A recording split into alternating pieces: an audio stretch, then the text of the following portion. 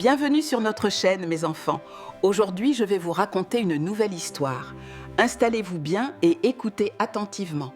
Daniel descendit de l'avion et prit une profonde inspiration. Il était enfin chez lui après 5 ans. L'air chaud l'envahit comme une vague, dense et lourd, empli d'odeurs dont il avait oublié l'existence. L'odeur de la ville. L'odeur des plats du soir qui mijotent non loin de là. L'odeur de la poussière rouge, de la pluie et d'une douceur indéfinissable, mais que son corps reconnaissait avant même que son esprit ne l'aperçoive. Il resta un instant en haut des marches et ferma les yeux. 5 ans. 5 longues années d'absence, et en 5 ans, tant de choses avaient changé. Tout avait changé. Il avait changé. Il avait préparé ce voyage depuis des mois. Il l'avait imaginé maintes et maintes fois, allongé éveillé dans son grand lit, dans sa grande maison à l'autre bout du monde, repassant chaque détail dans sa tête comme un acteur répétant une scène de théâtre. Il atterrirait discrètement, sans prévenir personne. Il prendrait un taxi directement pour rentrer chez lui, la belle maison qu'il avait fait construire pour sa mère avec ses propres économies. Il frappait à la porte et attendait, et quand elle ouvrait et le voyait là, il prononçait enfin les mots qu'il gardait en réserve depuis des années. « Maman. C'est fait. Tout ce que tu as demandé s'est réalisé. Je suis riche maintenant. Tu ne souffriras plus jamais. » Il en était si sûr. Si certain qu'il l'attendait. Mais ce que Daniel allait découvrir en arrivant dans cette maison allait bouleverser tout ce qu'il croyait savoir de sa vie. Bonjour à tous. Bienvenue dans notre histoire. Avant de commencer, merci de liker cette vidéo et de vous abonner. Dites-nous aussi en commentaire d'où vous regardez. Floride, Londres, peut-être Afrique du Sud ou Jamaïque. On veut savoir. Daniel Miller était un homme riche. Très riche. Il possédait 2 sociétés. Il avait de l'argent dans des banques de 3 pays différents. Il possédait une maison à l'étranger avec 6 chambres et un jardin que sa femme, Clara, embellissait de fleurs chaque printemps. Les journaux avaient publié des articles à son sujet. Les hommes d'affaires le citaient en exemple de ce que le travail acharné et la persévérance pouvaient accomplir. Certains de ces articles le surnommaient « le garçon parti de rien qui a tout bâti ». Et c'était vrai. Car 5 ans auparavant, avant tout cela, Daniel était un jeune homme pauvre, aux chaussures usées mais au cœur plein d'espoir. À l'époque, lui et son frère Victor vivaient avec leur mère, Mama Grace, dans un petit appartement d'une rue bruyante, à la périphérie de la ville. Les murs de cet appartement étaient si fins qu'on entendait les voisins tousser la nuit. Le toit fuyait lors des fortes pluies. La cuisine n'avait pas de véritable cuisinière, juste un petit réchaud à gaz que Maman Grace avait acheté d'occasion et réparé elle-même à 3 reprises. Mais cet appartement était rempli de quelque chose d'inestimable. C'était grâce à sa mère que Daniel se trouvait sur cet escalier de l'aéroport. Quand son père est décédé, Daniel n'avait que 9 ans. Victor avait 5 ans. Ils étaient trop jeunes pour comprendre la plupart de ce qui se passait, mais ils comprenaient une chose clairement. Leur mère n'avait pas abandonné. Elle ne s'était pas assise pour renoncer. Elle essuya ses larmes, serra son pagne autour de sa taille et alla travailler. Elle commença à vendre de la nourriture au bord de la route, près du grand marché. Chaque matin, elle se levait avant 4 heures, avant le soleil, avant les oiseaux, avant presque tous les autres habitants de la ville, et se mettait à cuisiner. Des galettes de haricots, des bananes plantains frites, de la soupe au poivre servie dans des petits ramequins. Elle transportait tout jusqu'à sa table en bois au bord de la route et vendait jusqu'à épuisement des stocks. Ensuite, elle rentrait chez elle, se reposait 1 heure, puis se remettait à cuisiner pour le lendemain matin. De plus, elle lavait le linge de 3 familles du quartier aisé de la ville. Elle faisait le ménage dans des bureaux les week-ends. Pendant les vacances scolaires, elle acceptait des petits boulots partout où elle pouvait en trouver. Certains jours, elle cumulait 2 emplois. Certains jours, elle en faisait 3. Certains soirs, elle rentrait si fatiguée qu'elle avait du mal à lever les bras, mais elle s'asseyait toujours à table avec ses garçons et leur demandait comment s'était passée leur journée. Elle les écoutait toujours avec une attention particulière, comme si leurs réponses étaient les choses les plus importantes qu'elle ait entendues de toute la semaine. Elle ne se plaignait jamais. Pas une seule fois. Chaque matin, sans exception, elle venait frapper à la porte de leur chambre et disait la même chose de sa voix chaude et assurée. « Levez-vous, mes garçons. Aujourd'hui sera une bonne journée. Je le sens. » Elle disait ça les jours où l'argent était presque épuisé. Elle le disait les jours où le propriétaire était venu frapper à la porte, le visage fermé et les mots encore plus durs. Elle le disait le lendemain matin où Daniel était rentré de l'école les yeux rouges parce que les autres enfants s'étaient moqués de ses chaussures. celle dont les semelles étaient craquelées et qu'il avait réparée lui-même avec un morceau de caoutchouc. Ce soir-là, elle l'avait fait asseoir, avait pris son visage entre ses mains et l'avait regardé fixement. Ces chaussures t'ont porté jusqu'à l'école et t'ont ramené sain et sauf à la maison, avait-elle dit. Cela suffit. Mange ta nourriture. Elle économisait chaque dollar qu'elle pouvait, pliant soigneusement les billets et les rangeant dans une petite boîte en métal qu'elle gardait sous son matelas. Quand Daniel a eu besoin de payer les frais de scolarité, elle a ouvert la boîte. Quand il avait besoin de manuels scolaires, elle ouvrait la boîte. Quand Daniel obtint une bourse pour étudier l'ingénierie à l'étranger et qu'il lui fallut de l'argent pour le visa, le billet d'avion et les premiers mois de loyer, elle ouvrit cette boîte une dernière fois, compta chaque billet et lui tendit l'argent d'une main ferme. « Vas-y, dit-elle simplement. Va et deviens ce que j'ai toujours su que tu deviendrais. » Et Daniel était parti. Les années suivantes, il travailla plus dur que jamais. Il a étudié. Il a persévéré. Il a connu des échecs, mais il a recommencé. Il acceptait les emplois que les autres refusaient. Il restait tard quand tout le monde rentrait. Et, année après année, il a bâti lentement la vie pour laquelle sa mère avait prié. Il n'a jamais oublié la boîte en fer-blanc. Il n'a jamais oublié ce qu'elle avait dépensé pour la remplir. Il envoyait de l'argent à sa famille tous les mois sans exception. D'abord 2 cents dollars, puis 5 cents, puis 1000, au fur et à mesure que ses revenus augmentaient. Il fit démolir son vieil appartement et en fit construire une vraie maison à la place. Une vraie maison avec des murs solides, du carrelage au sol, une vraie cuisine et un toit étanche. Il avait envoyé de l'argent pour des meubles, un réfrigérateur, une télévision. Il avait confié la gestion de tout à son jeune frère Victor. Victor vivait dans la maison avec Mama Grace. Victor a reçu l'argent et s'est occupé du foyer. Il envoyait des nouvelles. Maman va bien, tout va bien, ne t'inquiète pas. Et Daniel l'avait cru. Il l'avait cru parce que c'était plus simple que de ne pas le croire. Il l'avait cru parce qu'il était absorbé par sa nouvelle vie, ses entreprises, ses voyages, ses projets. Il l'avait cru parce qu'au plus profond de lui-même, dans cette part qu'il préférait ignorer, il s'était persuadé qu'envoyer de l'argent revenait à être présent. Que payer pour quelque chose revenait à prendre soin de quelqu'un. Cet amour, envoyé par-delà l'océan sous forme de dollars chaque mois, était encore de l'amour. Il allait bientôt découvrir à quel point il s'était trompé. Mais ce soir-là, descendant les marches de l'avion, son unique sac sur l'épaule, Daniel ignorait encore tout cela. Ce soir, il n'était qu'un fils rentrant à la maison pour surprendre sa mère, empli d'un bonheur qui mûrissait depuis des mois. Un sourire se dessinait déjà sur son visage à l'idée de son expression lorsqu'elle ouvrirait la porte. Il était nerveux. Oui, un peu. Comme on l'est avant un événement qu'on attend avec impatience depuis longtemps. Il prit son sac et sortit dans la douce chaleur du soir. Il est là un taxi. Où allez-vous ? Demanda le chauffeur. Daniel lui donna l'adresse, celle de la maison où il avait grandi, celle où sa mère avait vécu la majeure partie de sa vie, celle pour laquelle il avait envoyé de l'argent au fil des ans pour la réparer et l'entretenir. Le chauffeur acquiesça et s'inséra dans la circulation. Pendant qu'il roulait, Daniel regarda la ville défiler par la fenêtre. Certaines choses étaient identiques à ses souvenirs. Les larges avenues, les étals du marché débordant sur les trottoirs, les groupes d'enfants jouant dans les espaces ouverts à la tombée de la nuit. Mais d'autres choses avaient changé. De nouveaux bâtiments avaient poussé là où se trouvaient autrefois des terrains vagues. Certains bâtiments anciens étaient tombés en ruine et personne ne les avait reconstruits. Des rues entières avaient changé d'aspect par rapport à ses souvenirs, et il devait sans cesse se répéter que 12 ans, c'était long. Les villes changent. Les gens changent. Il sortit son téléphone et essaya une dernière fois d'appeler Victor. Toujours rien. Il remit son téléphone dans sa poche et regarda par la fenêtre. Le taxi quitta la route principale et s'engagea dans des rues plus petites. C'étaient les rues où Daniel avait grandi. Il connaissait chaque virage par cœur. Il se souvenait d'avoir descendu cette route à vélo, celle avec le gros nid de poule près du pont, toujours là, intacte malgré le temps.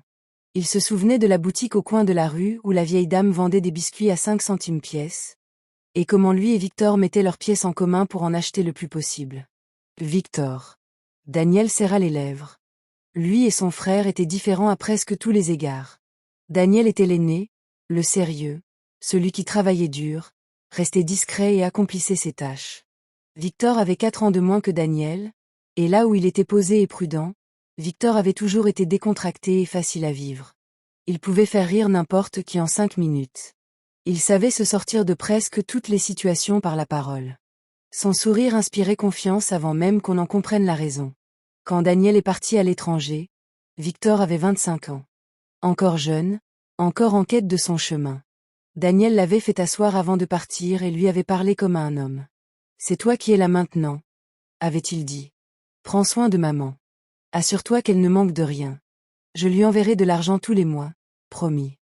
Mais tu dois être là. » Victor avait acquiescé. « J'ai compris, » dit-il. « Ne t'inquiète de rien. Va et rends-nous fiers. » Et Daniel était parti. Pendant les premières années, les nouvelles étaient régulières. Victor appelait souvent, envoyait parfois des photos, donnait des nouvelles de maman Grace. Elle était allée chez le médecin. Elle avait acheté un nouveau matelas. Elle avait rejoint un groupe de femmes à l'église et en était ravie. La maison avait besoin d'un coup de peinture. Daniel a envoyé l'argent et Victor a dit que c'était réglé. Puis, peu à peu, les appels se sont espacés. Puis ils sont devenus courts. Puis, il ne s'agissait plus que de SMS. Et depuis environ un an, ils avaient quasiment disparu. Daniel l'avait remarqué. Il lui avait même dit une fois, « Victor, tu devrais appeler plus souvent, je veux savoir comment va maman. » Et Victor avait répondu d'une voix enjouée que tout allait bien, qu'il n'y avait pas lieu de s'inquiéter. Et Daniel l'avait cru, parce que c'était plus facile de le croire. Parce que Daniel était pris par son travail, sa vie et toutes ces petites choses qui remplissent nos journées. Parce qu'il faisait confiance à son frère. Parce qu'il se disait qu'envoyer de l'argent tous les mois, c'était comme être présent. On y est presque, dit le chauffeur. Daniel se redressa. Il reconnaissait maintenant la rue. C'était le chemin qui menait à la maison. Celui bordé de vieux arbres dont les branches pendaient bas au-dessus du sentier. Il grimpait à ces arbres quand il était enfant. Il avait l'habitude de s'asseoir dans les plus hautes branches par les chaudes après-midi et de faire semblant de pouvoir voir le monde entier d'en haut. Les lampadaires étaient faibles ici, certains cassés, projetant de longues ombres sur la route. Et puis Daniel l'a vu. Au début, il crut que c'était un tas de tissus au bord de la route. Quelque chose d'abandonné, d'oublié, laissé là par inadvertance. Mais lorsque les phares du taxi balayèrent le tas, celui-ci bougea. À peine. Un petit mouvement lent, comme quelque chose qui essaie de bouger et qui a trop de mal. « Arrête, » dit Daniel. « Pardon. Arrêtez la voiture. » « Arrêtez la voiture immédiatement. » Le conducteur a freiné brusquement. Daniel était déjà sorti avant même que le taxi ne soit complètement arrêté. Il marcha rapidement vers le bas-côté, le cœur battant la chamade. Une accélération angoissante, une sensation qu'il ne comprenait pas encore, mais que son corps semblait pressentir avant même que son esprit n'en prenne conscience. Il s'agenouilla. Et le monde s'arrêta. La femme assise par terre était vieille et maigre. Elle portait une robe autrefois bleue, mais devenue presque grise, déchirée à l'ourlet et sale sur les bords. Ses chaussures étaient si usées que la semelle de l'une d'elles s'était décollée et pendait au moindre mouvement. Ses cheveux étaient décoiffés. Ses mains, posées ouvertes sur ses genoux comme des coupes vides, étaient sèches et gercées aux articulations. Elle leva lentement les yeux vers lui, comme si même ce simple mouvement lui coûtait quelque chose. Et Daniel vit le visage de sa mère. Grace. Sa mère. Maman Grace, la femme qui l'avait élevée, qui se levait avant l'aube pour faire frire de la nourriture et la vendre au bord de la route afin que ses garçons puissent payer leurs frais de scolarité, qui s'était privée de vêtements neufs pendant des années pour que Daniel puisse avoir l'uniforme dont il avait besoin, qui avait prié pour lui chaque matin avant l'école, dont la voix était le premier son dont il se souvenait de son enfance et celle qu'il avait entendue dans sa tête chaque jour. Difficile de sa vie à l'étranger, lorsqu'il avait besoin de quelque chose à quoi se raccrocher. Elle était assise par terre. Seule. Dans une rue sombre. À peine consciente. « Maman », murmura-t-il. Elle cligna des yeux. Lentement. Comme quelqu'un qui se réveille d'un sommeil très profond. Elle le regarda et, pendant un instant, son regard fut confus, vague, cherchant son visage sans le trouver. Puis quelque chose a changé. « Daniel », dit-elle. Sa voix était si faible. On aurait dit une voix qu'on n'avait pas entendue depuis longtemps. Et soudain, avec ce seul mot, l'homme qui avait bâti des ponts, siégé dans des conseils d'administration et mené une vie calme et ordonnée pendant 12 ans sentit quelque chose en lui se briser. Il la serra dans ses bras avec la plus grande délicatesse, comme on porte un objet précieux qu'on craint de briser, et elle ne pesait presque rien. Elle était si légère que cela l'effrayait. Elle se blottit lentement contre lui, comme si elle attendait depuis longtemps un appui solide, et il la serra dans ses bras, incapable de parler. Je suis là, maman, parvint-il enfin à dire. Je suis là. Je vous tiens. Le chauffeur de taxi était sorti de la voiture et se tenait à quelques mètres de là, observant la scène en silence. À l'hôpital, dit Daniel sans lever les yeux. S'il vous plaît, le plus rapide. L'hôpital était à 20 minutes. Ces 20 minutes lui parurent une éternité. Assis à l'arrière du taxi, il laissait sa mère reposer sa tête contre son épaule, une main tenant la sienne, l'autre doucement pressée contre son dos pour la maintenir droite. Elle oscillait entre conscience et inconscience. Parfois elle ouvrait les yeux et le regardait, parfois elle les refermait et il observait sa poitrine pour s'assurer qu'elle continuait à se soulever et à s'abaisser. Son téléphone vibra. C'était Clara. Tu as atterri sans problème? Comment se passe le voyage? Il fixa le message un instant. Puis il répondit, j'ai trouvé maman dans la rue. Je l'emmène à l'hôpital. On rappellera plus tard. 3 points sont apparus aussitôt, indiquant qu'elle était en train d'écrire. Puis, oh mon Dieu. Daniel. Je suis vraiment désolé. Va-t'en. Appelle-moi quand tu peux. Je t'aime. Il a verrouillé l'écran et a mis le téléphone dans sa poche. Il baissa les yeux vers le visage de sa mère. Depuis combien de temps? Pensa-t-il. Depuis combien de temps était-elle comme ça? Depuis combien de temps souffrait-elle, son état s'aggravant sans que personne ne réagisse? Depuis combien de temps était-elle seule dans cette maison, ou pire, dans cette rue, tandis que lui, bien au chaud dans son appartement à l'autre bout du monde, se persuadait que tout allait bien parce qu'une voix au téléphone le lui avait confirmé. Il repensa à tout l'argent qu'il lui avait envoyé. Des centaines de dollars chaque mois pendant des années. Il n'avait jamais manqué un seul versement.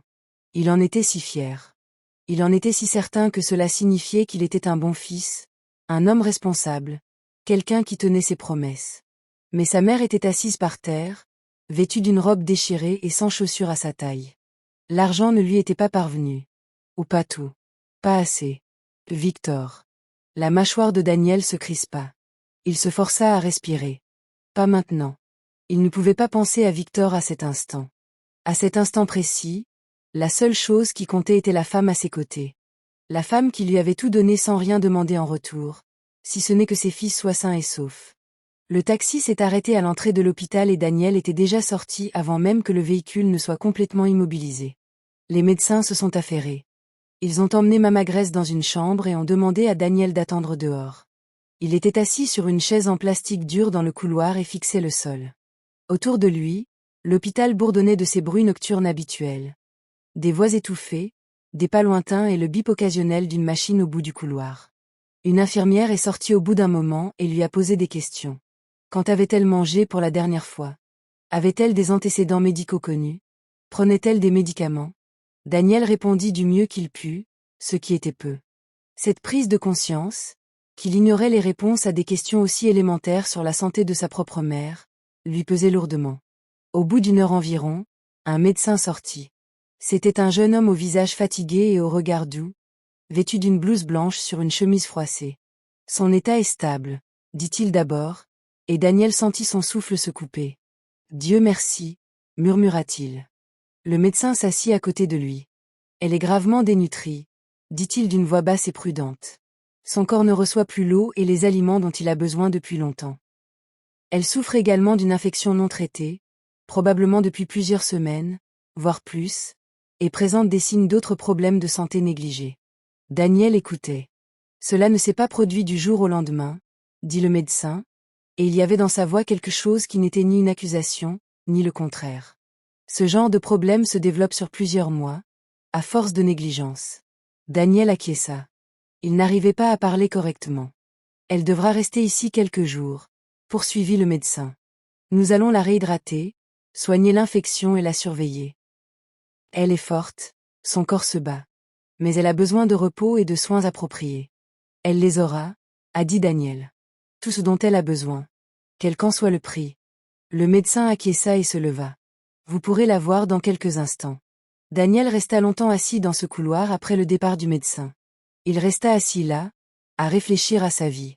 À propos des choix qu'il avait faits et de ceux qu'il n'avait pas faits.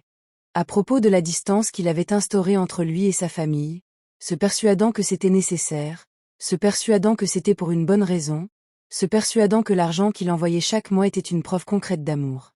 Il en était si sûr. Il était absolument certain d'agir correctement. Il repensa à la dernière fois où il était rentré chez lui. Il y a 3 ans? Non, 4. Il y a 4 ans, pour une seule semaine, une brève visite coincée entre 2 projets professionnels. Il avait logé à l'hôtel, et non chez lui, car la maison nécessitait des réparations et il ne voulait pas gêner les travaux. Il avait vu sa mère pour 2 dîners et un après-midi. Puis il était rentré en avion. Pendant des années. Il se couvrit le visage de ses mains. Un enfant de 4 ans était resté en vie depuis la dernière fois qu'il s'était assis en face de sa mère.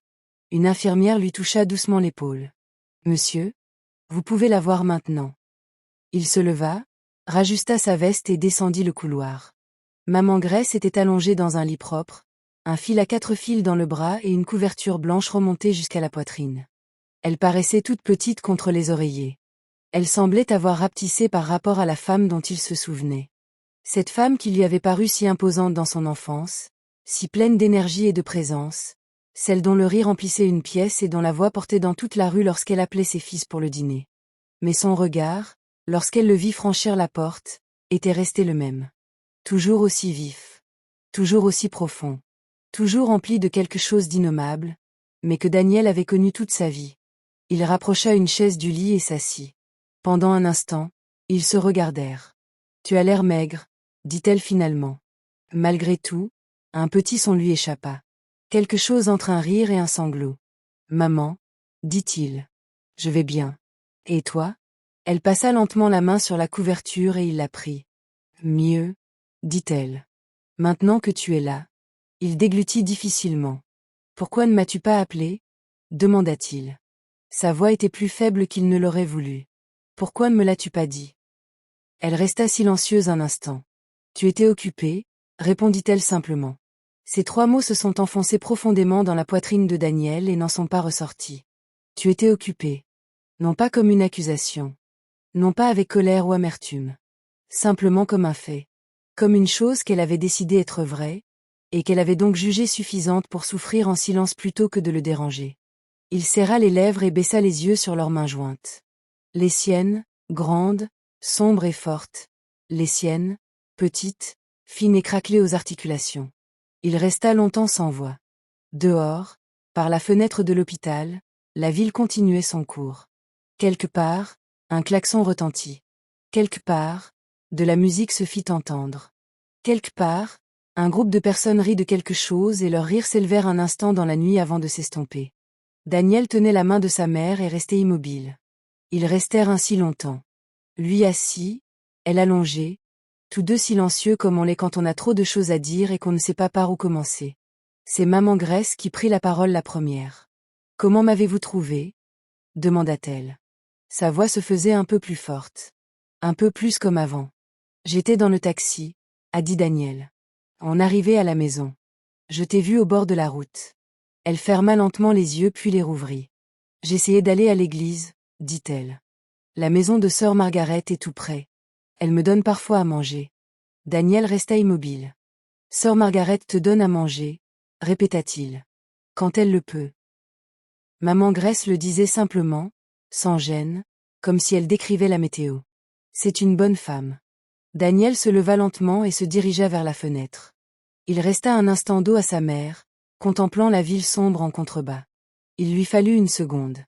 Juste une seconde pour reprendre ses esprits avant de se retourner. Un ami de la paroisse d'un voisin donnait à manger à sa mère. Il envoyait 1000 $ chaque mois. Il inspira. Il expira. Puis il se retourna et se rassit. « Maman, dit-il prudemment, j'ai besoin que tu me dises ce qui s'est passé. Depuis le début. Tout. » Elle le regarda longuement. Il la voyait bien prendre une décision. Comme elle le faisait quand il était petit, pesant le pour et le contre en silence avant de parler. « Tu vas te fâcher, » dit-elle. « Je suis déjà en colère, » dit-il sincèrement. « Mais pas contre toi. Jamais contre toi. J'ai juste besoin de comprendre. » Elle resta silencieuse un instant. Puis elle prit une lente inspiration et commença. « Ça a commencé il y a environ 2 ans, » dit-elle. Avant cela, tout allait bien. Victor n'était pas parfait. Il pouvait être paresseux. Il disparaissait parfois pendant des jours sans dire où il allait. Mais les factures étaient payées, il y avait de quoi manger et au moins, il était là. Il dormait là. Il prenait régulièrement de ses nouvelles. Une fois, alors qu'elle était malade, il l'avait même emmenée lui-même à la clinique. Mais ensuite, quelque chose a changé. Elle ne savait pas exactement ce qui avait changé. Elle soupçonnait que c'était un groupe d'amis que Victor avait commencé à fréquenter. Des hommes qui conduisaient de grosses voitures, portaient des vêtements de marque et semblaient toujours avoir des sorties palpitantes. Victor a commencé à rentrer de plus en plus tard. Puis, il a cessé de rentrer pendant des jours. Quand il revenait, il était différent. Plus fort. Plus impatient. Il sentait parfois l'alcool. Il arpentait la maison comme si sa simple présence l'agaçait. J'ai essayé de lui parler, à raconter ma magresse. Je lui ai dit, « Victor, il y a quelque chose qui ne va pas. Que se passe-t-il? Parle-moi. » « Qu'a-t-il dit ?» demanda Daniel. Elle sourit tristement. Il a dit que j'étais vieille et que je m'inquiétais trop. Elle marqua une pause. Il a dit que c'était vous qui envoyiez l'argent, pas moi, et que je devais donc me mêler de mes affaires. Les mains de Daniel se crispèrent sur les accoudoirs du fauteuil. Puis elles commencèrent à disparaître, poursuivit-elle. Elle expliqua lentement, prudemment, comme si elle décrivait quelque chose qui la troublait encore. L'argent que Victor devait utiliser pour la nourriture, les factures et les médicaments de sa femme a commencé à arriver en retard. Puis, les sommes sont devenues plus faibles. Victor avait toujours une explication. Les prix avaient augmenté, il avait dû faire des réparations à la maison, il y avait eu une urgence. Au début, elle l'avait cru parce que c'était son fils et qu'elle voulait le croire. Mais les provisions se faisaient de plus en plus rares, et puis il y avait des jours où il n'y avait presque plus rien. J'ai commencé à ne manger qu'une fois par jour, dit-elle, pour que ça dure plus longtemps. Daniel fixait le sol. Il ne pouvait pas la regarder en face pendant qu'elle parlait de ses médicaments, poursuivit-elle. Le médecin m'avait prescrit des comprimés pour ma tension. Victor était censé me les acheter tous les mois. Il a cessé de les acheter il y a environ 8 mois. Il a dit qu'ils étaient trop chers. 8 mois, a murmuré Daniel. Oui. Il repensait à l'argent qu'il avait envoyé chaque mois. Ces $1000. Il pensait à cet argent qui dormait sur le compte de Victor, tandis que les médicaments contre l'hypertension de sa mère venaient à manquer. Il ne dit rien. Il la laissa continuer. Puis vint le jour, il y a environ 3 mois, où elle se réveilla et constata que la télévision avait disparu. Disparu. Le support était toujours là, les câbles aussi, mais le téléviseur avait disparu pendant la nuit. Elle a interrogé Victor à ce sujet et il a répondu qu'il l'avait vendu pour rembourser une dette. Elle était contrariée, mais elle n'a rien ajouté. La télévision n'était qu'un objet. Puis, 2 semaines plus tard, le réfrigérateur a disparu. Puis le beau canapé du salon. Puis la cuisinière à gaz. À chaque fois, Victor avait une excuse. À chaque fois, l'excuse était différente. Et à chaque fois qu'on prenait quelque chose, la maison devenait un peu plus vide, un peu plus déserte, un peu plus comme un lieu qu'on avait discrètement abandonné. Je lui ai demandé d'arrêter, a dit ma magresse. Sa voix était assurée, mais ses yeux étaient fatigués. Je lui ai dit, Victor, c'est la maison de ton frère. C'est lui qui l'a construite. Tu ne peux pas vendre ce qui lui appartient.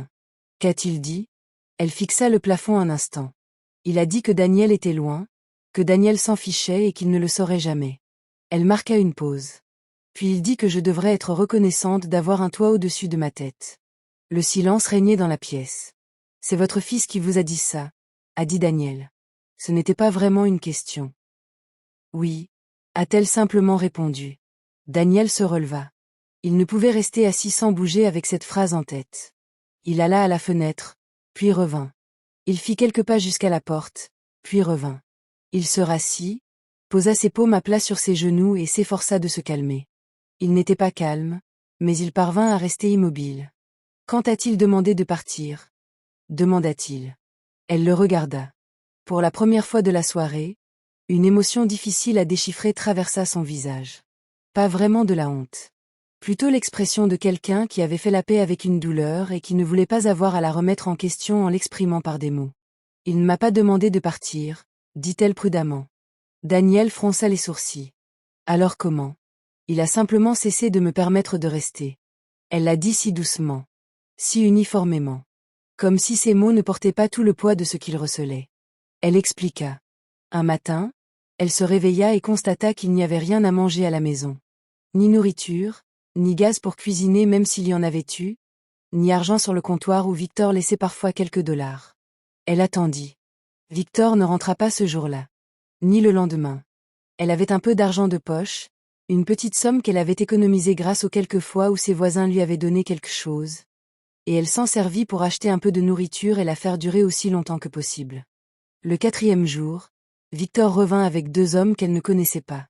Ils entrèrent dans la chambre d'Amy et emportèrent le lit. Je restai sur le seuil et lui demandai. « Victor, que se passe-t-il? Qui sont ces hommes ?» Elle hésita. Il m'a regardé un instant. Puis il a dit aux hommes de continuer. Et il est allé s'asseoir dehors et a passé un coup de fil. Après le départ des hommes, elle était allée voir Victor et lui avait dit qu'elle avait besoin qu'il achète de la nourriture et qu'il aille chercher ses médicaments à la pharmacie. Elle lui avait dit qu'elle ne se sentait pas bien et qu'elle avait besoin d'aide. Il lui a donné 5 dollars. 5 dollars. Puis il est rentré, a verrouillé la porte de sa chambre et n'en est plus ressorti. 2 jours plus tard, à son réveil, il avait tout simplement disparu. Ses affaires avaient disparu de sa chambre. La clé de la porte d'entrée, qu'elle gardait toujours accrochée au clou près de la porte, avait disparu elle aussi. Lorsqu'elle tenta de verrouiller la porte d'entrée de l'intérieur, elle constata que la serrure avait été changée pendant la nuit et que sa clé ne fonctionnait plus. Elle se retrouva enfermée dehors. Ce matin-là, elle était restée longtemps sur le perron, sans bien comprendre ce qui s'était passé. Puis, lentement, de cette façon dont les choses s'éclaircissent même quand on ne le souhaite pas, elle avait compris. Elle avait été vexée. Discrètement. Sans un seul mot. Sans dispute ni confrontation. Simplement enlevée comme on enlève un vieux meuble. On m'a déplacée, mise dehors et laissée là. Je suis d'abord allée voir sœur Margaret, m'a-t-elle dit. Elle m'a hébergée dans son salon pendant 3 nuits. Mais elle a sa propre famille et je ne voulais pas être un fardeau. Alors j'ai cherché un autre endroit. J'ai marché. Je me suis assise à différents endroits. Elle baissa les yeux sur ses mains. Hier soir, je suis allée trop loin et je n'ai pas pu revenir sur mes pas. Je me suis donc assise pour me reposer. C'est là que Daniel l'avait trouvée. Assise pour se reposer. Quand elle eut fini, un silence complet s'installa dans la pièce. Daniel resta assis, imprégné par tout ce qu'elle lui avait dit, comme l'eau froide qui s'infiltre lentement et complètement en lui. Il pensa à Victor. Non pas avec rage, même si la rage était là, il la sentait lui brûler la gorge comme une boule de feu. Mais sous cette rage se cachait autre chose. Quelque chose de plus compliqué. Quelque chose pour lequel il n'avait pas encore de nom. Il le mit de côté pour le moment. Victor aurait du temps plus tard. Maman, dit-il. Elle le regarda. Je suis désolé. Il l'a dit simplement, sans fioriture, sans explication ni justification. Juste ces 2 mots, déposés devant elle comme une offrande. Je suis vraiment désolée de ne pas avoir été là. Elle le regarda longuement. Puis elle tendit la main et lui tapota la main 2 fois, comme elle le faisait quand il était petit et que quelque chose l'avait effrayé. Te voilà, dit-elle. Daniel resta à l'hôpital jusqu'à ce que maman Grace s'endorme. Cela ne tarda pas. Les médicaments que les infirmières lui avaient administrés, conjugués à l'épuisement dû à tout ce que son corps portait, l'ont rapidement emporté. Un instant, elle le regardait, les yeux doux et fixes, et l'instant d'après, sa respiration s'était ralentie et approfondie, et sa tête s'était doucement inclinée sur le côté. Il resta néanmoins un peu plus longtemps auprès d'elle. Il observait sa poitrine se soulever et s'abaisser. Il la regardait d'un air silencieux, comme on regarde quelqu'un pour s'imprégner de sa mémoire, ou pour rattraper le temps perdu. Il remarqua les rides naissantes sur son front, les creux profonds sous ses pommettes, la façon dont sa clavicule appuyait contre sa peau. Elle avait toujours été inébranlable, comme un arbre trapu qui plie sous la tempête sans jamais tomber. À présent, elle paraissait fragile. Et c'était cela, plus que tout ce qui s'était passé depuis qu'il avait posé le pied à terre, qui faisait peser sur lui le poids de la culpabilité, un fardeau insurmontable. Il se leva avec précaution pour ne pas la réveiller, remonta légèrement la couverture sur ses épaules et sortit dans le couloir. Il trouva l'infirmière en chef à son poste et lui dit de faire tout ce dont sa mère avait besoin, chambre particulière, meilleure alimentation, soins supplémentaires, absolument tout, et de lui envoyer la facture. Il paya un acompte en espèces, lui donna son numéro de téléphone et fit répéter ce dernier 2 fois à l'infirmière pour être sûr qu'elle l'avait bien compris. Il sortit ensuite de l'hôpital, monta dans un taxi et demanda au chauffeur de le conduire chez sa mère. Il sentit l'odeur avant même d'entrer. Une odeur plutôt agréable. Plutôt l'odeur d'un endroit fermé et oublié, de l'air vicié, de la poussière, une légère trace aigre de quelque chose qui aurait pourri dans un coin et n'aurait jamais été nettoyé. La porte d'entrée était déverrouillée. Pas seulement déverrouillée. La serrure était desserrée dans son cadre, légèrement de travers, comme si quelqu'un l'avait forcée et n'avait jamais pris la peine de la réparer. Daniel la poussa doucement et entra. Il resta sur le seuil et observa les alentours. La première chose qui le frappa, ce fut l'espace. Il était immense. Vide, nu, un espace résonnant là où se trouvaient autrefois des meubles. Il se souvenait de cette pièce. Le salon qu'il avait aménagé lui-même, choisissant chaque meuble avec soin dans un catalogue en ligne, payant un supplément pour la livraison des plus belles pièces. Il y avait eu un long canapé recouvert d'un tissu vert foncé. Une table basse en verre. Une télévision fixée au mur. Une bibliothèque que sa mère avait expressément demandée, car elle aimait ranger sa Bible et ses quelques autres livres à un endroit où elle pouvait les voir. Le canapé avait disparu. La table basse avait disparu. La télévision avait disparu. Il distinguait les 4 petits trous dans le mur, là où se trouvait l'équerre, et la légère trace rectangulaire laissée par la peinture, moins décolorée que sur le reste du mur. L'étagère était toujours là. Mais elle était vide. Daniel passa lentement d'une pièce à l'autre, et dans chacune d'elles, il retrouvait la même histoire racontée différemment. La table à manger avait disparu, mais les 4 chaises étaient toujours là, alignées contre le mur comme si elles attendaient une table qui ne reviendrait jamais. La cuisine était dépourvue de cuisinière et de réfrigérateur. Les comptoirs étaient nus. Il y avait une casserole par terre et un gobelet en plastique à côté. La chambre de sa mère était la plus triste. Le sommier était toujours là, mais le matelas avait disparu. Elle avait dormi à même le bois, ou peut-être pas du tout. Il n'en savait rien. Il y avait une fine couverture pliée sur le sol, près de la fenêtre. C'était tout. Il resta longtemps sur le seuil de cette pièce. Il repensait à maman Grace se réveillant chaque matin dans cette maison, dans ce vide, dans ce silence dépouillé de tout ce qui faisait d'une maison un foyer. Il repensait à elle préparant un seul repas par jour pour faire durer les provisions. Il repensait à ses médicaments pour la tension qui s'épuisait et à personne qui venait les lui renouveler. Il repensa à elle allant à l'église de sœur Margaret pour se restaurer, à cette femme qui, jadis, cumulait 3 emplois pour nourrir ses enfants et n'avait jamais rien demandé à personne, et qui devait désormais mendier de quoi manger à sa voisine. Il se retourna et se dirigea vers l'ancienne chambre de Victor. La porte était ouverte. La pièce était vide. Tout ce qui avait appartenu à Victor avait disparu, l'armoire, le petit téléviseur qu'il y avait installé, les sacs que Daniel avait vus accrochés à la porte lors de sa dernière visite, 4 ans auparavant. Il ne restait plus qu'une seule chaussure sous le lit, une seule, ce qui, paradoxalement, donnait à la situation un aspect encore plus négligent que s'il n'y avait rien eu du tout. Victor n'était pas simplement parti. Il avait tout rangé et s'était éloigné. Daniel s'assit sur l'une des 4 chaises de la salle à manger, celle qui était toujours alignée contre le mur, toujours prête à l'accueillir, et appela Clara. Elle répondit à la première sonnerie. Daniel. Sa voix était chaleureuse et alerte malgré l'heure tardive. Comment va-t-elle? Comment allez-vous? Il lui raconta tout. Il lui parla de la route, de l'hôpital et des paroles du médecin. Il lui raconta ce que sa mère avait dit à propos de Victor, des meubles, des médicaments et de la porte verrouillée. Il lui parla de la maison, de la façon dont il était assis là, à cet instant précis, dans une pièce presque vide, sur une chaise qui n'avait plus sa place. Clara écouta sans l'interrompre. C'était une des choses qu'il avait toujours aimées chez elle. Elle savait se taire quand il le fallait. Lorsqu'il eut fini, elle resta silencieuse un instant. « Où est Victor ?» demanda-t-elle. « Je ne sais pas, » répondit Daniel. « Il n'est pas là. Ses affaires ont disparu.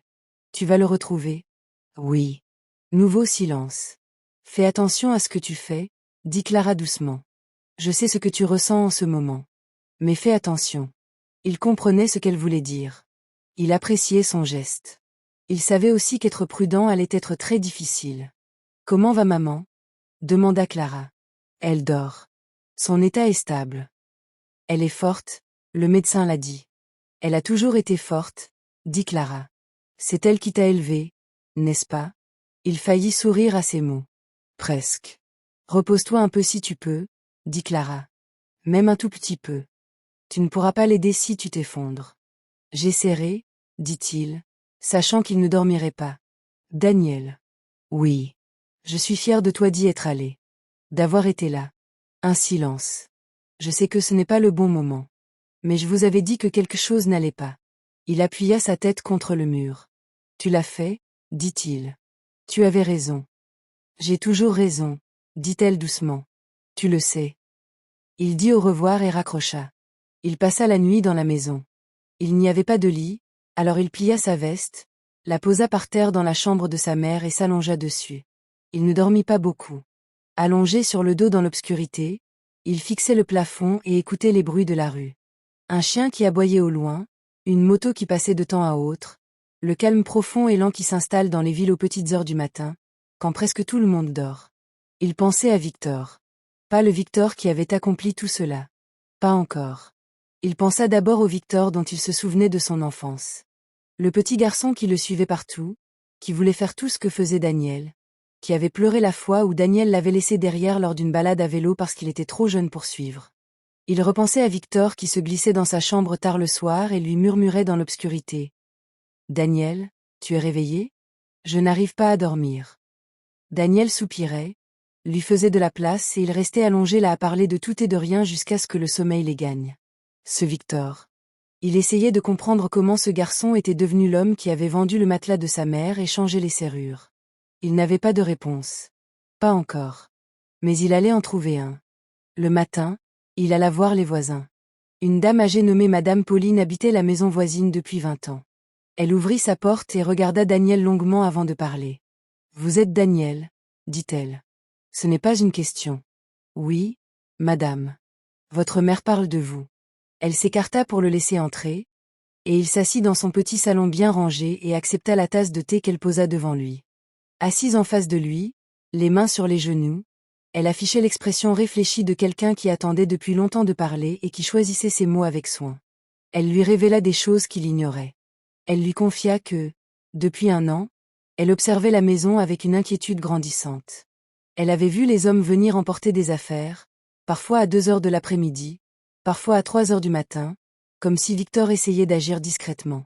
Une fois, elle avait frappé à la porte pour prendre des nouvelles de Mama Grace et l'avait trouvée assise seule, avec pour seul bagage un verre d'eau, l'air plus maigre qu'à l'ordinaire. Elle avait apporté à manger elle-même à plusieurs reprises. « J'ai essayé de vous appeler, » dit Madame Pauline. « J'ai demandé votre numéro à votre mère. Elle a dit que tu étais occupé par ton travail et qu'elle ne voulait pas te déranger. » Daniel serra les lèvres. « Victor, » dit-il. « Savez-vous où il est ?» Madame Pauline le regarda d'un regard blasé par tout ce qui lui était familier. « Il y a un immeuble sur Crescent Road, » dit-elle. « Le grand, avec le portail bleu. On m'a dit qu'il habitait là depuis quelques mois. » Elle marqua une pause. « Un bel appartement. Le genre qui coûte une fortune chaque mois. » Daniel posa sa tasse, la remercia et se leva. Crescent Road se trouvait de l'autre côté de la ville.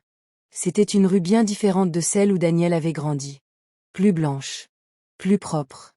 Une route impeccable, où les nids de poules étaient réparés, où l'éclairage public fonctionnait, où des agents de sécurité, l'air grave et munis de leurs porte-documents, étaient postés aux entrées des immeubles. Des voitures de luxe étaient garées de part et d'autre. Une femme passa, promenant un petit chien en laisse, lunettes de soleil sur le nez alors que la matinée était encore jeune et le soleil à peine chaud. Daniel trouva sans peine l'immeuble au portail bleu. Haut et imposant, il comptait au moins 8 étages. Sa façade blanche et lisse, percée de vitres teintées sombres, laissait filtrer la lumière du matin. Un poste de garde se tenait à l'entrée, et à l'intérieur, un jeune homme en uniforme impeccable observait Daniel avec une méfiance polie. « Bonjour, » dit Daniel. « Je cherche un homme nommé Victor. Il habite ici. »« Quel appartement ?» demanda le gardien. « Je ne connais pas le numéro. Son nom de famille est Miller. » Le gardien consulta son bloc-notes, fit glisser son doigt sur la page et releva les yeux. « Appartement 4B. Mais je dois d'abord téléphoner, monsieur. Je ne peux laisser entrer personne sans ça. S'il vous plaît, ne m'appelez pas, » dit Daniel. Le garde cligna des yeux. Daniel le regarda fixement. Non pas avec colère. Sa voix était calme, son visage était calme, mais avec le poids tranquille et assuré d'un homme habitué à être écouté. « Je suis son frère. J'ai parcouru un long chemin. J'aimerais lui faire une surprise. » Il marqua une pause. « Je vous en prie. » Le garde le regarda encore un instant. Il appuya alors sur un bouton et le portail bleu s'ouvrit lentement. Daniel prit l'escalier plutôt que l'ascenseur. Il avait besoin de temps. Il avait besoin de ses 4 étages et du bruit de ses pas sur le béton pour faire quelque chose avec ce qui montait en lui. Il gravit lentement et délibérément, une main glissant le long du mur peint, respirant calmement. Arrivé au 4e étage, au détour du couloir, il avait enfin réussi à contenir cette angoisse brûlante. Pas parti. C'était juste là. Juste présent. Il trouva la chambre 4B au bout du couloir. Elle avait une porte sombre et massive avec un petit numéro en laiton. De l'intérieur, il entendait de la musique. Quelque chose de doux et facile, le genre de musique qu'on écoute quand on est complètement détendu, parfaitement à l'aise, sans le moindre souci. Daniel frappa. Silence. La musique continua. Il frappa de nouveau, plus fort cette fois. La musique s'arrêta. Des pas. Une pause, le genre de pause qui signifie que quelqu'un regarde par le Judas. Puis une autre pause, plus longue, comme pour tromper. Puis la porte s'ouvrit. Victor avait pris du poids. Ce fut la première chose que Daniel remarqua. La dernière fois qu'il avait vu son frère, des années auparavant, Victor était mince et avait un air juvénile, avec ce genre de beauté naturelle qui incitait les inconnus à sourire. Il était toujours beau, mais plus doux. Son visage était plus rond. Il portait une chemise d'un jaune pâle à l'aspect soyeux, un pantalon qui semblait cher et des pantoufles qui coûtaient probablement plus cher que la plupart des chaussures. Il tenait un téléphone dans une main et fixait Daniel du regard. Daniel regarda Victor. Il le fixa longuement. Pendant un long moment, aucun des deux ne dit un mot. Victor ouvrit alors la bouche et fit quelque chose auquel Daniel ne s'attendait pas. Il sourit.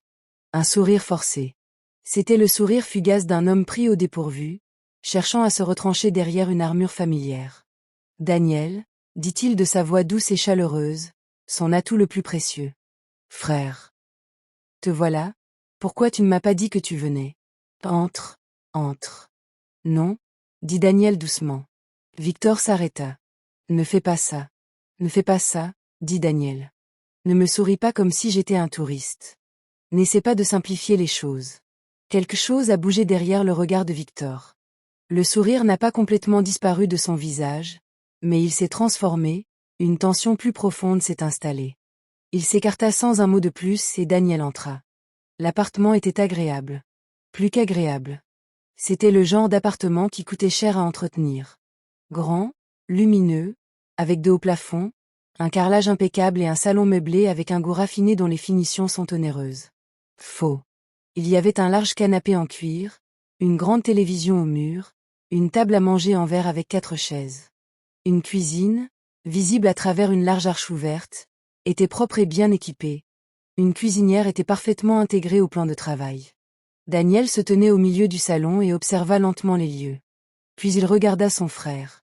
C'est un endroit magnifique, dit-il. Victor ne répondit rien. Quel est le montant du loyer? Demanda Daniel. Toujours rien. Victor. La voix de Daniel resta silencieuse. C'était là le propre de la vraie colère, la plus profonde. Elle n'avait pas besoin d'être bruyante. J'ai trouvé notre mère assise au bord de la route hier soir. Elle était extrêmement maigre. Elle souffrait d'une infection non traitée depuis des semaines. Elle n'avait pas pris ses médicaments contre l'hypertension depuis 8 mois. Elle recevait de la nourriture d'une voisine de l'église. Il marqua une pause. Et elle était enfermée dehors, devant la maison que je lui avais construite. Victor baissa les yeux. Je suis allé à la maison, reprit Daniel. Il ne reste presque plus rien dedans. Le canapé. Le réfrigérateur. La cuisinière. Le matelas. Tout a disparu. Il fit un pas en avant. Je veux que vous m'expliquiez, clairement et immédiatement, où est passé mon argent. Tout mon argent. Ces 2 dernières années. Victor leva les yeux. Et là, sous cette chemise de prix et ce visage doux, dans ce calme fin, se cachait quelque chose de brut. Quelque chose d'acculé. Quelque chose qui attendait depuis longtemps derrière une porte close et qui, à présent, se pressait contre elle de l'intérieur, cherchant à s'échapper. Votre argent, dit Victor. Sa voix était elle aussi calme. Mais elle avait quelque chose de différent. Un tranchant affûté au fil des ans. C'est ce que vous venez de dire. Votre argent, Victor. Non. Victor leva la main. Vous êtes venu ici pour me poser des questions. Très bien. Permettez-moi de vous poser une question pour commencer. Il fit un pas en avant. Savez-vous combien de temps j'ai vécu dans cette maison? À m'occuper de tout. À payer les gens, à gérer les problèmes, à faire les réparations, à veiller sur maman quand elle était malade? Tout cela, chaque jour, pendant que vous étiez à l'autre bout du monde à vivre votre grande vie. Daniel le regarda fixement. Je sais. Tu sais? La voix de Victor montait légèrement. Pas complètement, pas encore, mais elle s'élevait. Sais-tu ce que ça fait d'être celui qui reste? D'être celui sur qui personne n'écrit d'article? D'être celui qui est juste là, à faire son travail, invisible, pendant que tout le monde parle de la grandeur de Daniel, de son succès, de la fierté que nous devrions tous avoir pour Daniel. Il s'arrêta. Sa mâchoire était crispée. Vous avez envoyé de l'argent. Oui, vous avez envoyé de l'argent. Mais tu ne t'es pas envoyé toi-même. Tu as envoyé de l'argent, tu as appelé ça de l'amour et tu es retourné à ta vie. Le silence régnait dans la pièce. Victor, dit Daniel après un moment, ce que tu décris, les années que tu as passées là-bas, le travail, la solitude, je te comprends. J'entends tout ça. Il marqua une pause. Mais notre mère est à l'hôpital en ce moment. Elle était assise par terre dans une rue sombre, malade, seule et affamée. Il ne s'agit pas de ce que j'ai fait ou pas. Il s'agit de ce que tu as fait. Victor détourna le regard. Tu lui as vendu ses meubles, dit Daniel. Tu as cessé de lui acheter ses médicaments. Tu as changé la serrure et tu es parti. Sa voix restait calme, mais chaque mot semblait posé avec soin et intention. J'ai besoin que tu m'aides à comprendre comment tu es passé de ce sentiment d'invisibilité à ces actes envers cette femme. Victor s'assit sur le canapé en cuir. Il posa son téléphone sur le coussin à côté de lui et enfouit son visage dans ses mains. Il resta longtemps silencieux. Daniel attendit. Quand Victor prit enfin la parole, sa voix avait changé. Elle restait tranchante, mais quelque chose d'autre s'était insinué en dessous.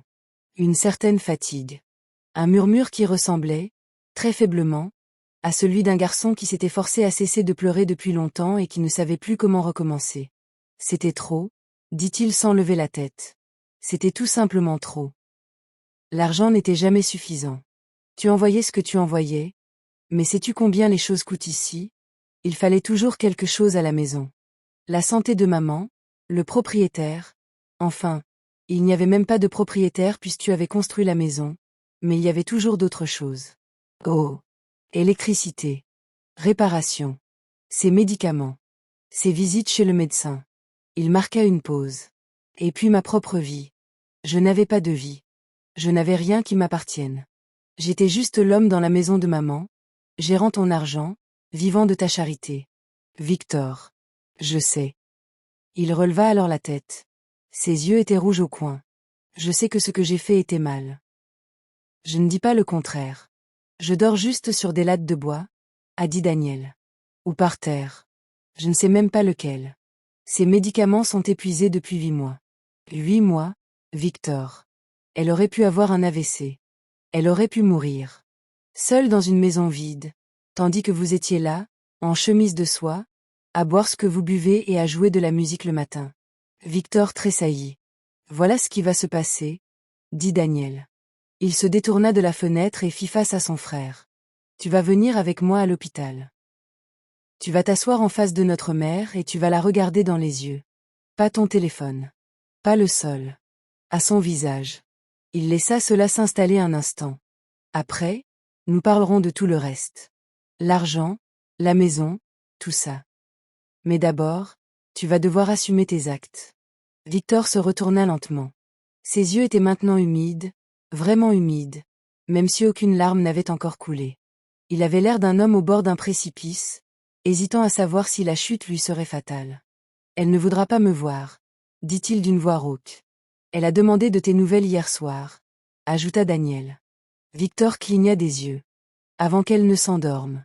Elle demanda où tu étais. Daniel ramassa sa veste sur la chaise où il l'avait posée. C'est la femme que vous avez mise à la porte. Elle demandait où vous étiez. Les larmes lui vinrent alors. Pas de façon théâtrale. Victor n'était pas du genre à pleurer de façon théâtrale. Il ne l'avait jamais été. Les larmes glissèrent doucement, l'une après l'autre, comme l'eau qui trouve toujours le point le plus bas d'une surface et s'y écoule sans qu'on le lui dise. Il s'essuya le visage du revers de la main.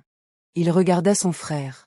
Et l'espace d'un instant, sous tout cela, Sous l'appartement luxueux, la chemise de soie, les années de ressentiment et les atrocités qu'il avait commises, Daniel put revoir le petit garçon de 6 ans qui se glissait dans sa chambre dans l'obscurité. « Va t'habiller correctement », dit Daniel d'une voix douce. « On part dans 10 minutes. » Le trajet jusqu'à l'hôpital se fit en silence. Victor était assis sur le siège passager du taxi que Daniel avait fait attendre. Il portait désormais des vêtements ordinaires, une simple chemise sombre, un pantalon ordinaire, le genre de vêtements que l'on porte quand on ne cherche pas à se faire remarquer. Les mains sur les genoux, les yeux rivés sur la route, il ne disait rien et Daniel ne l'encourageait pas à parler. La ville défilait derrière les fenêtres. Les marchands du marché installaient leurs étals pour la matinée.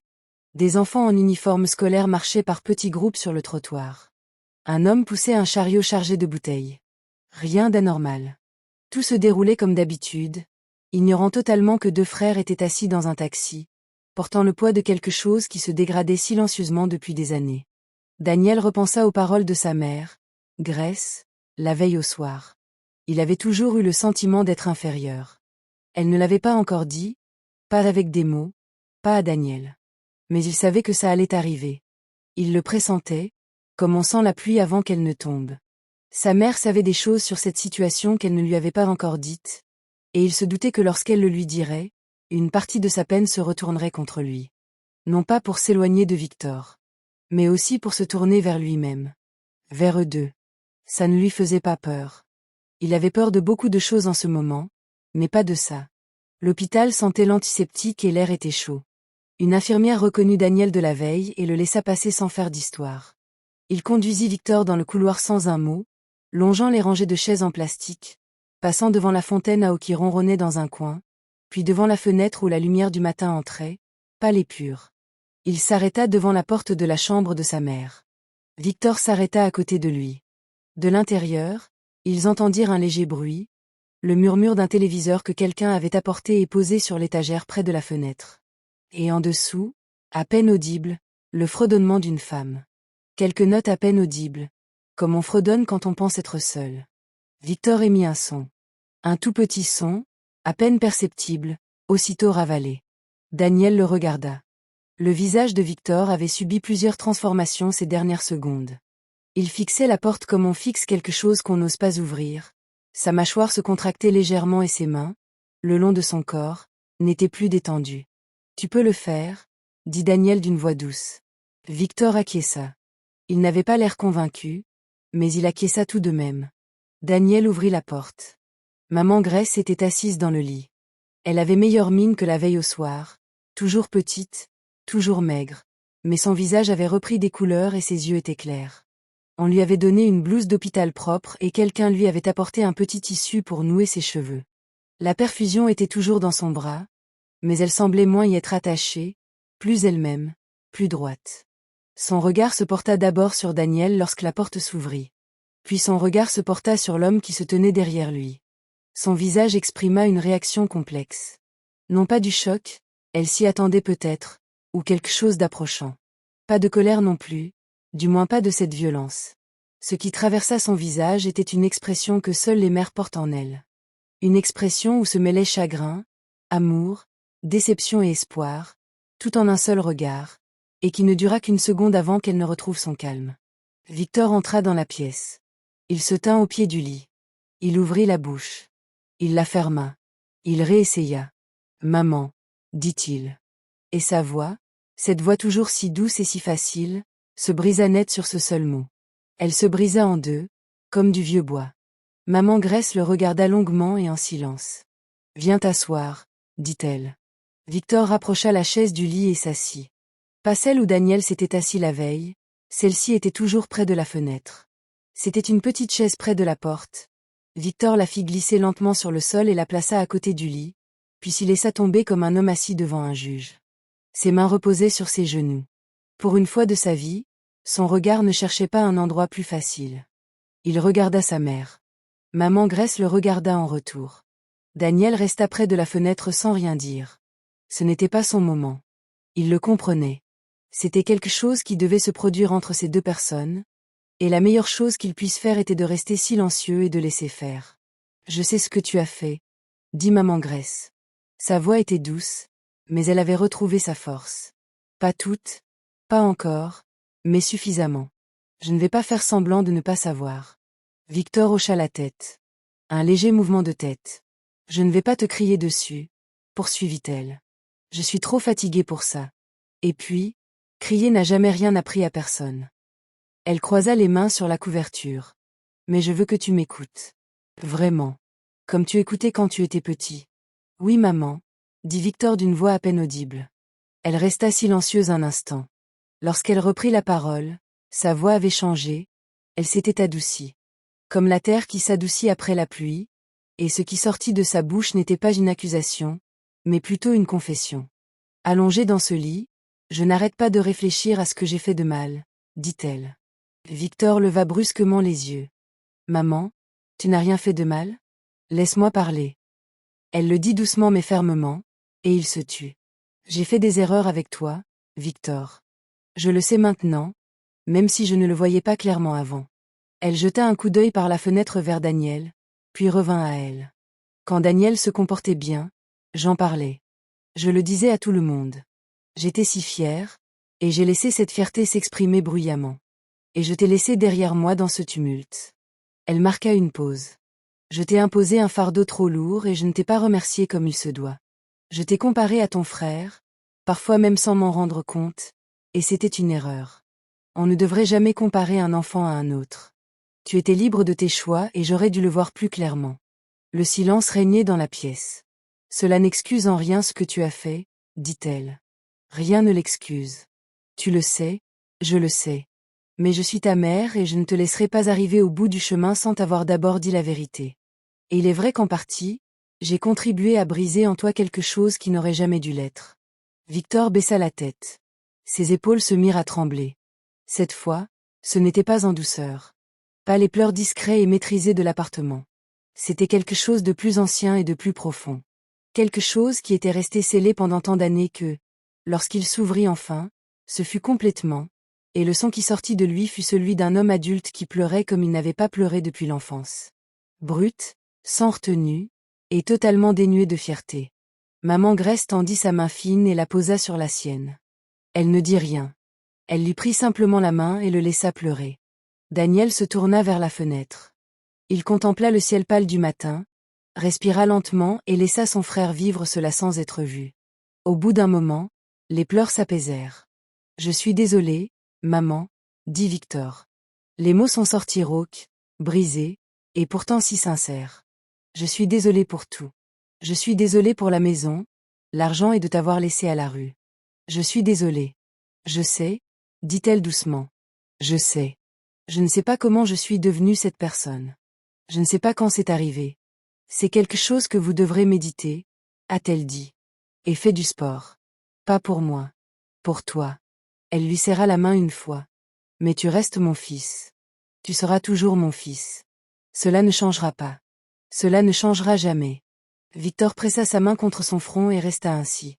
Maman Grace regarda Daniel de l'autre côté de la pièce. Il se détourna de la fenêtre et croisa son regard. Elle lui tendit l'autre main. Il traversa la pièce et le prit. Et tous trois restèrent ainsi longtemps. La vieille femme était alitée à l'hôpital. Un fils de chaque côté. Ses mains les tiennent tous les deux. La lumière du matin, filtrant lentement par la fenêtre, emplit la pièce d'une atmosphère calme et indéfinissable. Mais l'amour, même lorsqu'il est véritable, n'efface pas les conséquences. Daniel l'avait toujours compris. Il croyait au pardon. Il y croyait profondément et comptait s'y consacrer corps et âme. Mais il était également convaincu que le monde fonctionnait selon le principe de la responsabilité, et qu'un homme qui s'était approprié ce qui ne lui appartenait pas et avait laissé sa mère souffrir dans la rue ne pouvait se contenter de pleurer, de présenter ses excuses et de s'en tirer impunément. 3 jours après la sortie de Mama Grace de l'hôpital, Daniel prit rendez-vous avec un avocat. L'avocat s'appelait Monsieur Hargrove. C'était un homme perspicace et prudent, qui écoutait plus qu'il ne parlait et posait des questions qui révélaient une grande clairvoyance. Daniel lui expliqua tout en détail, les versements mensuels pendant 2 ans. Les meubles ont été vendus. Les médicaments ont été retenus. La serrure a été changée. L'abandon. Monsieur Hargrove écouta sans l'interrompre. Lorsque Daniel eut terminé, l'avocat posa sa plume et le regarda. Ce que votre frère a fait a un nom, a-t-il dit. Plusieurs noms, en réalité. Exploitation financière d'une personne vulnérable. Négligence criminelle. Privation illégale de logement. Il marqua une pause. Ce sont des questions graves. Je sais, dit Daniel. Voulez-vous continuer? Daniel y avait réfléchi pendant 3 jours. Il était resté auprès de sa mère pendant sa convalescence et avait vu Victor, qui logeait désormais dans une petite chambre chez un voisin, venir lui apporter à manger chaque matin, s'asseoir à son chevet et lui parler doucement. Il avait constaté ses efforts.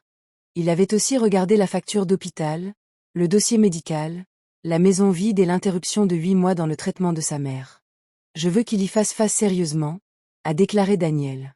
Non pas pour le détruire, mais il doit y faire face. Monsieur Hargrove acquiesça et reprit son stylo. Commençons donc. Le processus dura plusieurs semaines. Il y avait des déclarations à faire, des documents à fournir, des rapports officiels à déposer. Une assistante sociale est venue parler à Mama Grace chez elle. Daniel avait déjà commencé les travaux de restauration.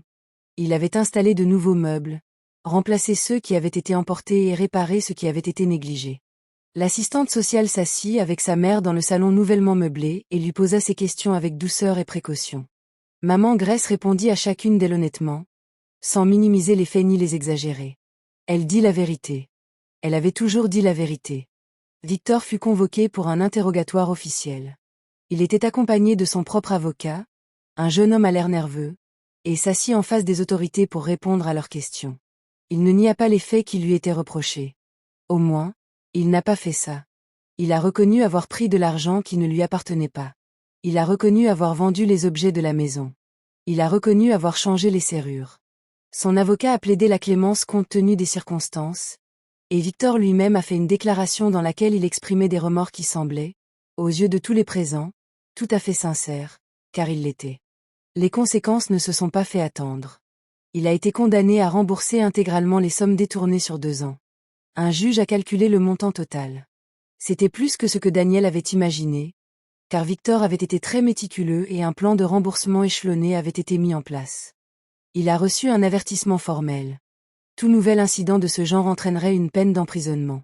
Il a été contraint de suivre un programme dispensé par un organisme communautaire accompagnant les personnes ayant commis des actes de violence au sein de leur famille. Ce programme impliquait notamment de participer à des séances de thérapie de groupe afin de parler ouvertement de ses actes et de leurs motivations. Il n'a pas été emprisonné. Daniel ne l'avait pas demandé, et Mama Grace non plus.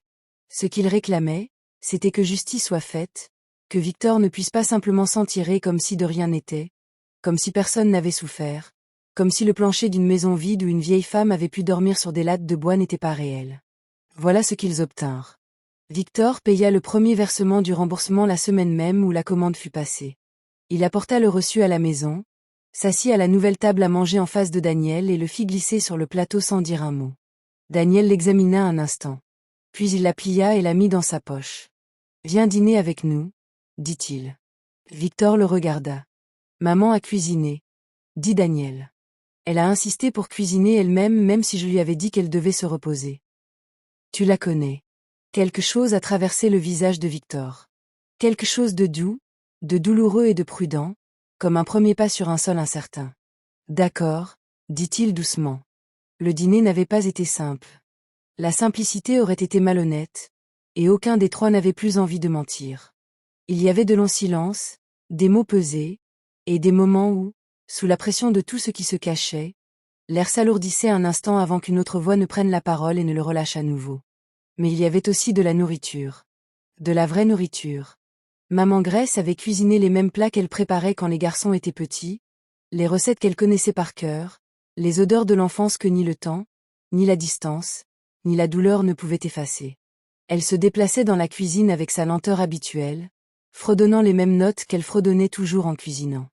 Lorsqu'elle apporta le repas à table et s'assit, elle regarda ses 2 fils et dit « Grace », de sa voix douce et assurée. Et ils mangèrent. Daniel est resté 3 mois. Il pensait rester 2 semaines, peut-être 3. Il avait des appels à passer à son entreprise, des réunions à reprogrammer, des projets à réorganiser. Clara avait ri lorsqu'il lui avait annoncé qu'il prolongeait son séjour, un rire chaleureux empreint de soulagement. « Bien, » avait-elle dit. « Reste. Je viendrai dans 6 semaines. Je veux la voir. » Clara était venue et, l'après-midi, Elle et maman Grace s'asseyaient ensemble dans le jardin, discutant avec la simplicité de deux femmes qui se comprennent sans avoir besoin de beaucoup d'explications. Parfois, Daniel les observait de l'intérieur, par la fenêtre, et ressentait dans sa poitrine quelque chose d'indéfinissable, de chaleureux et de solide, comme l'impression d'être arrivé quelque part. Il avait remis la maison en état. Pas seulement les meubles, toute la maison. Il a engagé des ouvriers pour repeindre la maison, réparer le portail, les carreaux fissurés de la salle de bain et remplacer la clôture du jardin qui était pourrie. Il a fait installer un petit groupe électrogène pour que sa mère ne soit pas dans le noir pendant les coupures de courant. Il a fait apporter un meilleur lit avec un bon matelas et de bons oreillers, et il a fait s'allonger sa mère dessus avant même qu'il soit complètement installé, juste pour voir sa réaction. Elle avait ri. Un vrai rire. Celui dont il se souvenait. Fort, sans retenue et puissant, il emplissait la pièce et débordait par la fenêtre ouverte. Il se tenait sur le seuil, l'écoutait et pensait. Voilà. Voilà. Je commençais à croire que je n'entendrais plus jamais ça. Il a aussi appelé son entreprise et a eu plusieurs longues conversations concernant la réorganisation de son emploi du temps. Il travaillait à un rythme effréné, comme quelqu'un qui pensait que s'il s'arrêtait, une catastrophe se produirait. Il comprit alors qu'un drame s'était produit précisément parce qu'il n'avait pas su s'arrêter. Il s'organisa pour travailler 2 semaines par mois depuis son domicile en ville. Il chargea un collègue de confiance de gérer les tâches qu'il ne pouvait pas effectuer à distance. Ce n'était pas un petit changement. Il lui a coûté quelque chose, du confort, de l'argent, et une place importante dans le rythme de vie qu'il s'était construit. Mais il a réussi malgré tout. Parce que sa mère avait 70 ans et qu'elle avait passé les dernières années de sa vie seule, à lutter et à garder le silence sur sa souffrance, elle ne comptait pas passer le reste de ses jours ainsi. Pas tant qu'il serait en vie. Pas tant qu'il aurait quelque chose à lui offrir. Pendant 12 ans, il avait confondu provision et présence. Il ne comptait pas les confondre à nouveau. La veille de son départ, Clara l'avait devancé de 2 semaines. Daniel était assis avec sa mère dans le jardin au coucher du soleil. Le jardin était petit, mais maman Grace l'avait toujours entretenu avec soin. Ses plantes longeaient le mur, ses petits pots d'herbes aromatiques étaient près du perron, et le vieux manguier, dans le coin, était là depuis bien plus longtemps qu'eux. L'air du soir était chaud et embaumait la terre et les fleurs. Non loin de là, une radio diffusait une vieille chanson dont aucun d'eux ne connaissait le titre, mais qu'ils reconnaissaient tous les deux. Ils restèrent un moment assis en silence, avec cette douce quiétude propre à ceux qui n'éprouvent plus le besoin de combler le silence par des mots. « Tu es heureuse, maman ?» finit par demander Daniel. Elle réfléchit sérieusement à la question, comme elle le faisait toujours. « Je suis en paix, » dit-elle. « C'est mieux qu'être heureuse. » Le bonheur est éphémère. La paix demeure. Il hocha lentement la tête. « Es-tu heureux ?» demanda-t-elle. Il y réfléchit. Au mois qui venait de s'écouler. L'hôpital, la maison vide, l'appartement de Victor, le cabinet de l'avocat, les longs dîners, les silences pesants et la lente et minutieuse reconstruction de ce qui s'était brisé. L'arrivée de Clara avec sa valise et ses fleurs, qui emplit la maison d'une chaleur différente. Les rires de maman Grace sur le matelas neuf. À propos de Victor, qui cherchait encore sa voix, mais qui venait désormais un jour sur 2, s'asseyant auprès de leur mère, plus calme qu'avant, mais plus authentique, plus présent dans le silence. « Je crois que je deviens heureux, » dit-il. Lentement. Maman Grace acquiesça d'un signe de tête, comme si c'était la réponse idéale.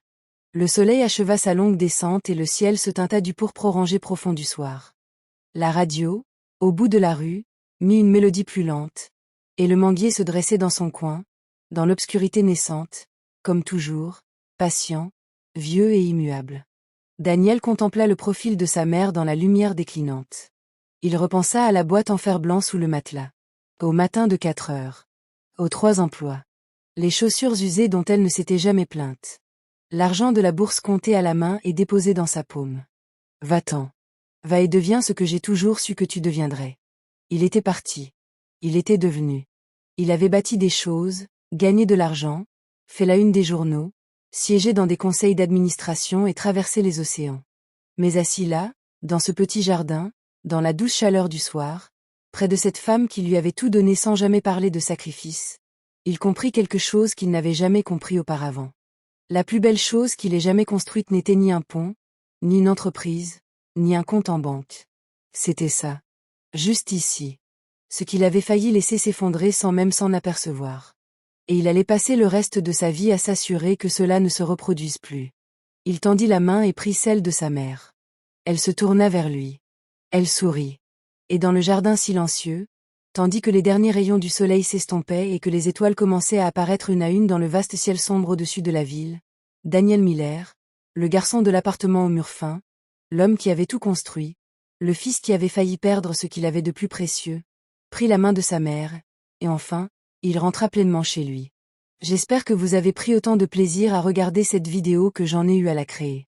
N'hésitez pas à la liker, la partager et à commenter les leçons que vous en avez tirées. Dites-moi également d'où vous la regardez dans les commentaires ci-dessous. À bientôt dans ma prochaine vidéo.